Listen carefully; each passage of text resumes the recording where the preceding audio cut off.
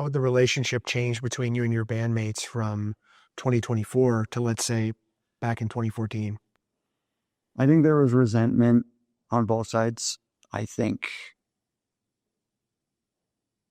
we should have communicated better. I certainly probably could have been better at that, although I would say it was a two-way street. As things grow, people change.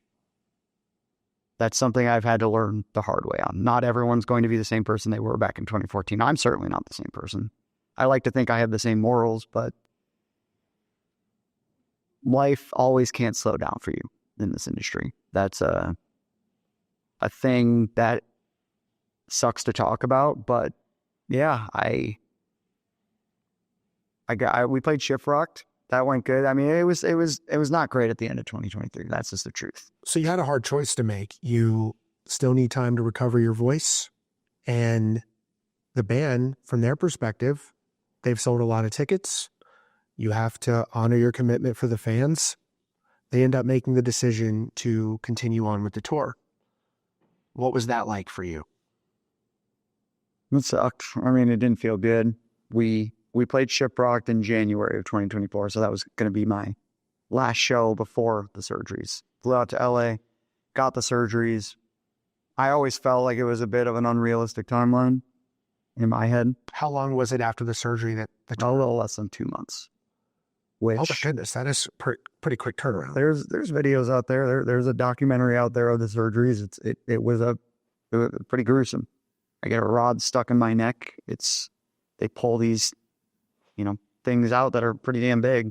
I was so excited to get them, and knowing that I have this and seeing other people that Dr. Osborne had performed Eagle syndrome surgeries on. There's a video. It's the reason I ended up finding him way back in the day. There was a video when I searched Eagle syndrome on YouTube of a vet. I believe he was in the Army. He talked about how he was ready to off himself. He got these surgeries and it changed his whole life. And I said, wow, maybe this is going to do this for me too. But unfortunately, I think recovery is different for everybody. And especially being a singer, the inflammation that came from those surgeries was intense. I felt this throbbing pain still after them. I tried to express it over time. And I tried. I came off those surgeries and a week later started singing. And I'll be transparent. Dr. Osborne, to start, said he thought I probably could be able to do the shows. But as him and I talked, because he had never performed these surgeries on a singer before. He had only performed them on people who really aren't using their voice for a living. I was not ready. I was not ready physically or mentally. I needed time to heal physically, but mentally prepare myself for, okay, like now I can start to change my tune a little bit. Around that time, I figured I was going to be a dad. That was pretty heavy. Going through that, and I would sing every day in my house. 3 songs in. It hurt. Not only did it hurt to sing, but the vocal fry, I couldn't get to notes. And I felt like I was doing damage to myself in a lot of ways. I felt like I was only making things worse. So I sat down and I talked with the whole team. And when I say whole team, my whole team. I talked with Kaylin, I talked with my parents, I talked with Dr. Osborne, Jamie, my vocal coach, Dr. Ruin, my ENT, and all of them said, advocate for yourself. Like, you are not ready to do this. There's no point going on the road if you're going to just mess yourself up again. Because trying to combat the inflammation and pushing too hard and doing all these things, you could get a vocal polyp injury again. You could go through all these things. That was doomsday. I basically came a month before the tour and said, I'm not ready to do this. I talked to the managers, and a couple days later, we had a big Zoom call, and it was contentious. I started that call. I said, I don't want you to kick me out. I don't want you to hate me. I'm so scared you guys are going to hate me, because in my head, Rage on the Stage was just recycling. Everything that happened on Rage on the Stage kind of was replaying in my head that this is a very similar situation. And again, I truly feel like not enough time was given. I think people held it against Dr. Osborne a little bit. I think people held it against me. I looked at it in a way of, we were pressing too hard. I needed more time. We should have allowed more time after those surgeries, but other people wanted to go and I wanted to get off the gas pedal for a minute. And again, I'm not going to say I'm perfect. I'm sure throughout those moments, there's a different story or a different perspective. But for me, I tried to be as clear and transparent. I tried to be transparent. I let my heart out on that Zoom call. I will give a couple members in the band credit. Afterwards, I had talks with them. There were 2 members I really did not talk with. There were a couple other members who I did talk with, who I will give them big credit because they sat and we had real conversations, and I told them how I felt and said, I feel disrespected. I feel they hate me. Do you think, though, that with all those guys, you know, this isn't what they wanted to happen? You know, do you think that I think deep down, yeah, I don't think anybody wanted this. But for me, I wanted to postpone the tour. I'd seen plenty of tours postponed over time. And again, I don't like being known as the guy who missed all these shows when I played damn near every tour in our career outside of the Rage on Stage tour and the tour that happened in 2024 in Europe. But hey, there was a lot of radio silence. I mean, after that Zoom call, it was contentious. So communication between you and the guy? Communication broke down. A couple of the dudes I had good conversations with, but a couple of them just stonewalled me. And that was, yeah, that Europe tour was really hard. I did a lot of therapy during that time, which helped me talk through it.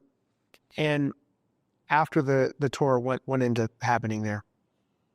A lot of things, I mean, not knowing now, a lot of moves were made, a lot of decisions were made that I was not a part of, which bums me out to this day. I feel pretty shitty about it.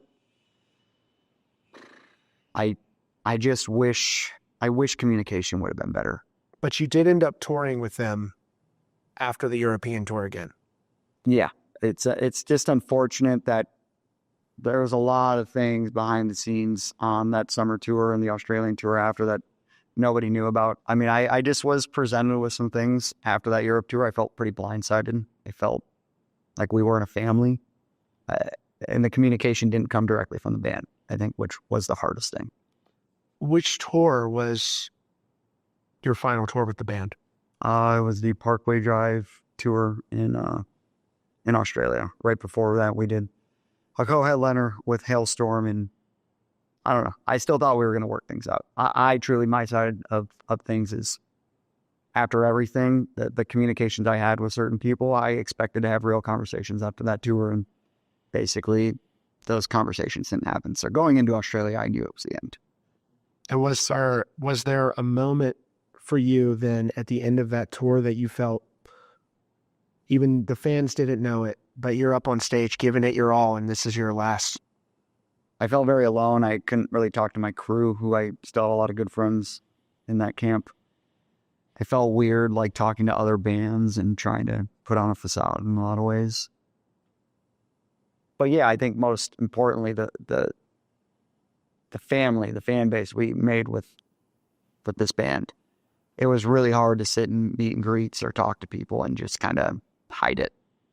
And yeah, I mean, I deep down knew after the summer tour, because I'm telling you, I would not lie, I thought we would work things out. I really did. But this is not what they wanted. At what point does the conversation shift to a future without you as a member of I Prevail? So we had one final phone call. I tried to, to say my piece a little bit, but I wasn't going to beg to. And I think what hurt the most too, it was really framed as it was my decision, which sometimes you get backed into a corner and you get presented things that, I had a kid on the way. I have my wife. I had my family. You end up realizing, seemingly after this phone call, that your time with I Prevail was done. How does that resonate with you after? What's the conversation like with your family? There's a lot of mixed emotions. I do think there was a side of me that was relieved in some ways to say, I'm going to surround myself with some other people going forward now, and maybe this, divorces happen, breakups happen. But there was a lot of despair, a lot of sadness that came from, because as much as I lost the relationships with those guys, I lost my baby in a lot of ways. Like I looked at that band as, it was everything to me. I mean, I spent my entire adult life in it. Knowing that was gone hurt me a lot. And I think I had to stay quiet too. That was the hardest part. A lot of my friends I didn't say anything to. I got to tell my mom and dad. I obviously had to, there was legal stuff that I had to tell lawyers and stuff. It got tough, man. Like, you're getting ready to have a kid and you're going through all this, and God bless my wife. She put up with a lot of nights where I don't know how many people could have handled that, because it was a lot. It was heavy, because it wasn't just my life. My brother worked social media for the band for 5 years. He learned a lot from me as a 13-year-old, and before you know it, he's a 20-year-old eventually, or a 19-year-old working for the band. Kurt Mackey, who's my best friend on the planet, he wasn't with the band the last couple of years before I ended up leaving. There were Ben, who did the Trauma music videos. He wasn't around, so it was just a lot of sadness for me, but I think it was a lot of sadness for people around me too, which I held in. I just felt dark. I felt dark, and I felt like all these people who built this amazing thing, a lot of them were kind of on the outside looking in now. And I didn't know what to do those first couple days, but afterwards I said, all right, I got a kid on the way. I'm not giving up music.